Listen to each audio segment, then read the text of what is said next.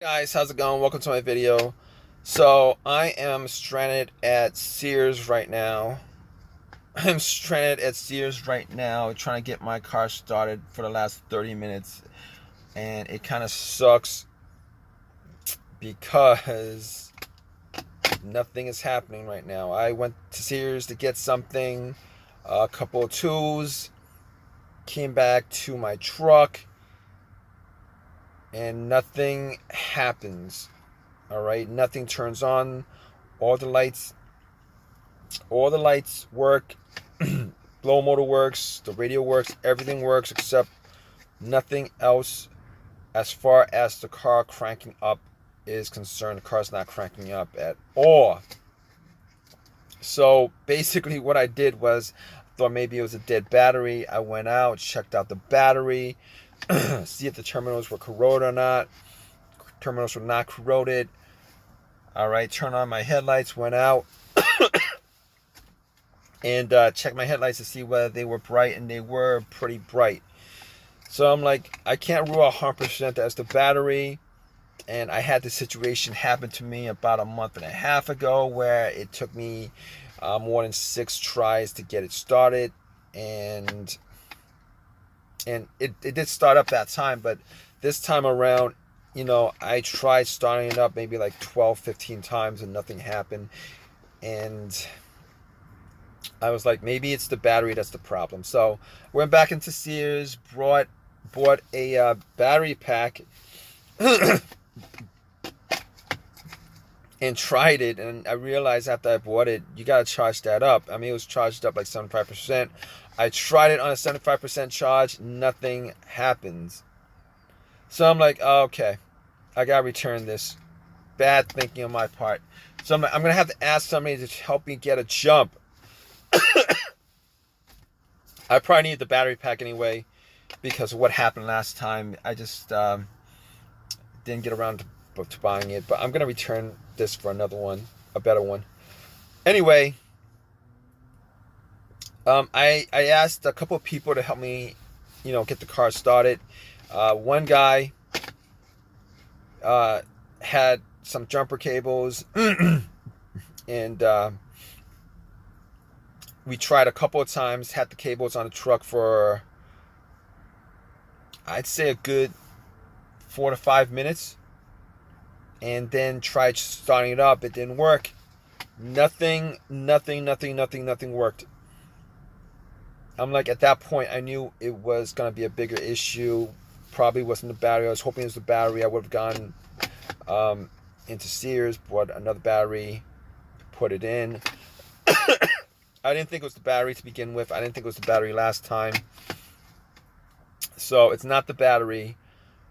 So I was thinking maybe it could be the alternator. Maybe it was the alternator, but, thinking previous situations where my car wouldn't start or died out because of the alternator, I realized that it wouldn't be the alternator because it would not be the alternator because my truck, it wouldn't be the alternator because this truck would have at least cranked up and started with the jump, and it would have died out once I took the cables off, and it didn't happen. So I could rule out the battery and the alternator. So I'm thinking to myself, man, okay, it's going to be a bigger problem. I mean, I'm glad it wasn't the alternator, but I think the alternator would have been an easy part to swap out than another part. I'm hoping it's not. But at this point, I was thinking, just let's go down the list of things that could have caused this. It's not the alternator, it's not the battery. 100% sure of that. Probably the relay or the fuse.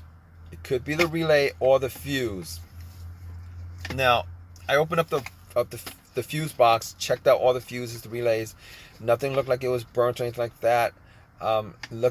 Checked out the starter relay, and I swapped it out for another relay on the fuse, in the fuse box, and that did nothing.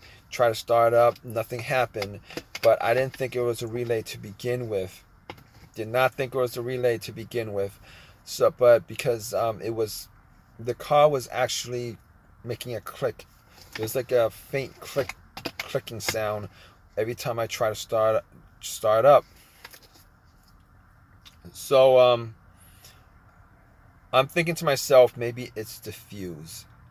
So I went, out of all the fuse situations that I've had where my car wouldn't start, I've had a couple of them.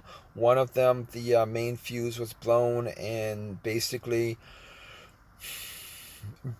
all of the electricity in the car, none of it worked.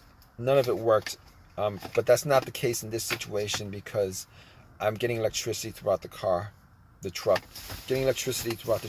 and that's not the same situation. So it could be the other situation where I had a fuse issue, where the fuse pump blew. Now that other situation, I was able to crank my car up, but it just wouldn't turn over.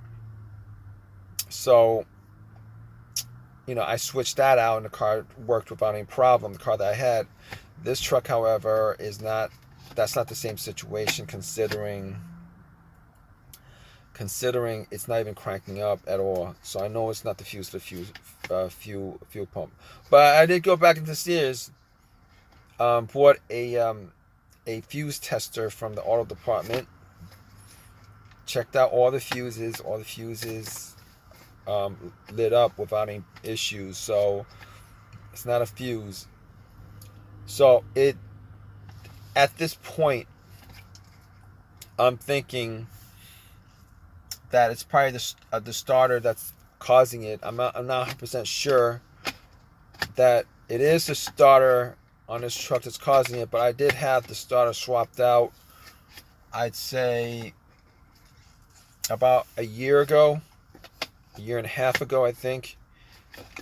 Probably a year ago. And I haven't put on any more than probably like 15,000 miles on this truck since I got it. And it's gonna suck if that is the case. Now I don't know 100% if that is the case, because I haven't tested out at this point. Tripway is going to pick up this truck, because I've done as much testing as I could do on the road in the parking lot. And I'm going to have to get this car towed to my house, and then we'll figure out what that situation is. But if you guys want to just I'm gonna keep you guys updated on this. So I did work on my truck. It's the next day. I did work on it. Guess what? It was the starter that was the problem. It was the starter that was. Man, I did some tests on the starter. I did the little relay test where you put a wire to like two of the sockets on the relay, and the starter didn't start up at all. Just bypassing everything, the starter didn't start up at all. So at that point, I knew it was the starter that was the problem. Spent some time taking the starter out, went back to AutoZone, had complained to them that that starter did not last me. That starter, that was a bad purchase on that starter, and they told me that there's nothing they could do about it, but it was under warranty. They gave me another remanufactured starter, and I was told by them that the reason why the new starters were more expensive than the rebuilt starters is because on the rebuilt starters they only swap out the one thing that's broken on the starter that you bring in. The rest of it, is pretty much the same mileage that it had when the car died, which is crazy to me. And you guys didn't know that they do not swap out everything when they rebuild the starter. They don't do any of that. Sucks. But I did. It was under warranty. I did, get it for free, I guess, but still, it's killing my time. I put it in. It starts right up without any problem at all. Starts up every time. So it was definitely the starter that was the issue. I don't know. I'm really hoping that this starter lasts me a lot longer than the last one, you know. But it is what it is, guys. If you guys enjoyed this video, if it has helped you guys out in any way, please give me a thumbs up. Please subscribe. If you guys have any comments at all, please leave a comment in the comment section. If this situation comes up again, I'll make another video of it. Hopefully this starter that I got lasts me a lot longer than the previous one, guys. All right, take care.